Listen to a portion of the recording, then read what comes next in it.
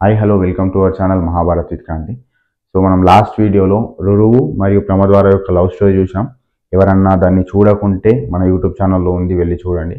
అదేవిధంగా ఈ వీడియోని లైక్ చేయండి.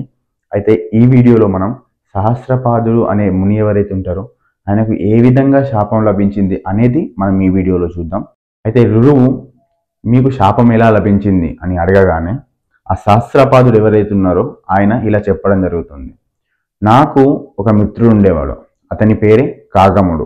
అయితే అతను తపోబలవంతుడు, అతని వాక్కు చాలా పదునైనది. అంటే ఒకవేళ అతను ఒక మాట అన్నాడంటే అది ఖచ్చితంగా జరిగి తీరుతుంది.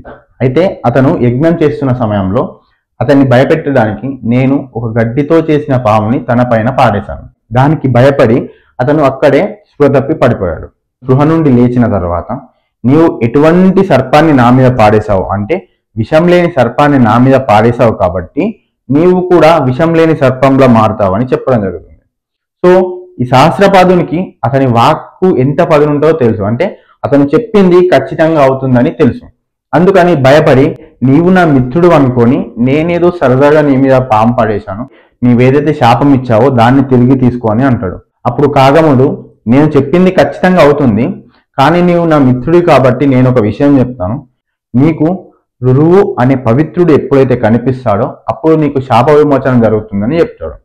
సో అప్పటి నుండి ఈయన సర్పంలాగా మారి అలాగే ఉంటాడు. మరియు ఎప్పుడైతే ఈ రురువు కనిపిస్తాడో అప్పుడు ఇతనికి శాప విమోచనం జరుగుతుంది. ఏదైతే తన నిజమైన రూపం ఉంటుందో ముని రూపం వచ్చేస్తుంది. అప్పుడు ఈ సహస్రపాదు రురువుకి ఉపదేశించుకుంటా ఇలా అంటాడు, అహింసా పరమో ధర్మ. ఈ దండించడం మరియు ప్రజాపాలన చేయడం, శిక్షించడం ఇవన్నీ క్షత్రియుని లక్షణాలు. అదేవిధంగా సహనశీలత, క్షమాదానం, ఇతరులకు మంచి చేయడం ఇవేవైతే ఉన్నాయో ఇవి బ్రాహ్మణుని యొక్క లక్షణం. క్షమ అంటే ఎవరైతే మనకు అపకారం చేస్తారో వారికి కూడా దండించాలి అనే భావన బ్రాహ్మణునికి రాకూడదు అని చెప్తాడు.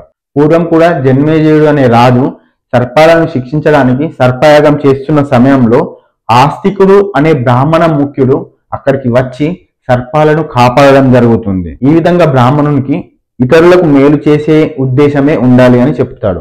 అప్పుడు రురువు ఆ మునితోని అసలు జన్మేజయుడు సర్పయాగం ఎందుకు చేశాడు, ఈ ఆస్తికుడు ఎవరు, ఆస్తికుడు సర్పాలను ఎందుకు కాపాడాడు అని అడగడం జరుగుతుంది. అప్పుడు ఆ ముని రురువుతోని నీవు ఇది బ్రాహ్మణుల ద్వారా వింటావు అని చెప్పి అక్కడే అంతర్ధానం అవ్వడం జరుగుతుంది. అసలు ఆస్తికుడు ఎవరు, జన్మేజయుడు సర్పయాగం ఎందుకు చేశాడు, అసలు ఆస్తికుడు సర్పాలను ఎందుకు కాపాడాడు, ఇవన్నీ మనం నెక్స్ట్ వీడియోస్లో తెలుసుకుందాము. మీకు ఈ వీడియో నచ్చినట్లయితే ఈ వీడియోని లైక్ చేయండి, మీ ఫ్రెండ్స్తో షేర్ చేయండి, మరియు మన ఛానల్ని సబ్స్క్రైబ్ చేసుకోండి. Thank you.